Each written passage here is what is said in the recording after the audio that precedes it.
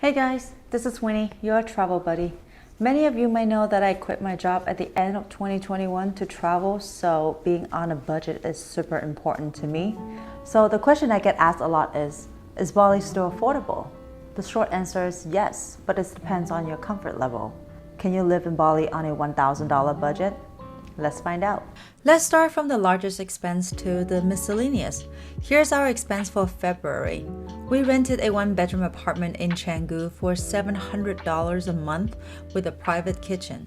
We realized that we didn't use the pool too often, so we opted for an apartment instead of a villa. When you're looking for a place to rent, look for enclosed living. Trust me on this if you don't want to spray mosquito repellent every single hour. Look for rent that includes utilities and housekeeping, so that way you have fewer bills to deal with and have a clean place. Reliable Wi-Fi. Unless you're only in Bali for spiritual enlightenment, test the Wi-Fi speed before renting. If you're on a strict budget, look for a private room instead of a private villa.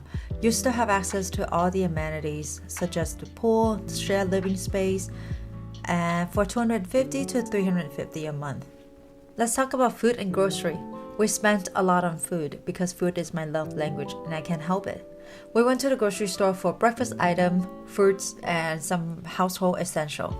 The average bill at the cafe for 2 lattes and 2 breakfast items is about $15.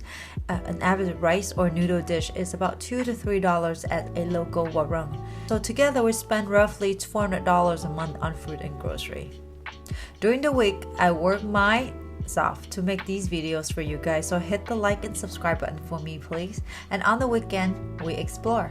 We usually plan our own tour and hire a private car with a driver for the day.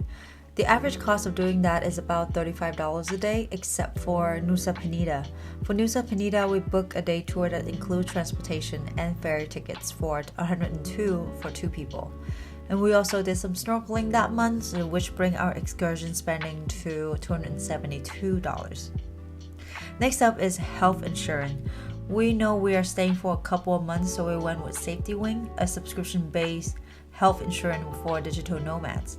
You can pause it and resume your insurance when you travel again, and it's about $42 per month per person, so that's $84 for the both of us. Then we had transportation. We walked a lot since we're too lazy for the gym. And luckily where we stay, there are many restaurants, shops, pharmacies, and grocery store nearby. Anywhere further than a 10 minutes walk, we would order a ride. A Grab ride is super convenient and only costs $4 on average. But many people rent a bike for about $50 a month. We only spent $40 on transportation. Like I said, we walked a lot. Driving in Bali requires a unique set of skills, and I opt for comfort and safety. Last but not least is the miscellaneous stuff. We did a little shopping that month and spent about $100 on some new clothes and some souvenirs. And so in total we spent about $1,600 a month in Canggu. And it's actually not so bad for 2 people. That comes down to $800 per person and essentially a $27 daily budget. What do you think about the cost of living here in Bali? Are you ready to embark on your digital nomad journey? Let me know in the comment below. See you next week.